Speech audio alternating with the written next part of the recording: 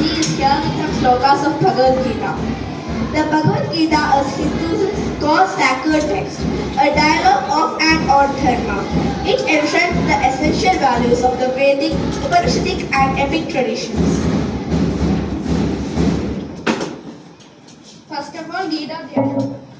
Om Parthaya Pradibodhitam Bhagavadam Narayanena Swayam Vyasena Graditam Purana Munina Madhye Mahabharatam Advaitamrita Varshinim Bhagavadim Ashtadashadhyayinim Ambatvamanusangadami Bhagavad Gita Bhavadveshini Namostute Vyasa Vishala Buddhe Fullara Vindaya Tabatra Netra Yena Tvaya Bharata Taila Purna Prajwalido Jnanamaya Pradipa Prabanna Parijataya Totra Vaitraiga Panaye Jnana Mudraya Krishnaya Gītāmrita duhe mahat Vasudeva sudam devam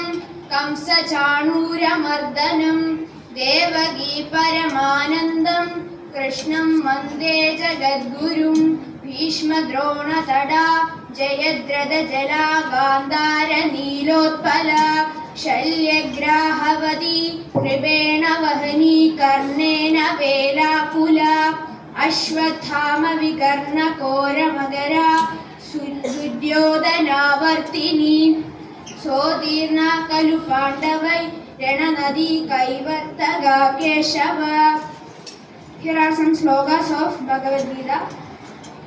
Sri Bhagavanu Vaja Bhuya Eva Mahabaho Shrunu Me Paramam Vaja Yatte Ham Priyamanaya Pashyami Hidakanyaya. Krishna continues, listen to my wisdom, Arjuna. I speak for your good. You are a good listener. Name Vitu Suragana Prabhavam Namaharshaya Ahamadirhi Devanam Maharshinam Cha Sarvasha. Neither the gods nor the saints have understood my divine origin, for I am the cause of the birth of gods and the saints. Yoma Majamanadim Cha Veti Logamaheshwaram Asammuda Samarteshu Sarva Bhabe Pramuchyade. Whoever knows me as birthless, without beginning, and the supreme master of universe. Buddhir Jnanama Sammoha Shama Satyam Damashama Sugam Dukkam Bhavo Bhavo Bhayam Cha Bhayameva Cha.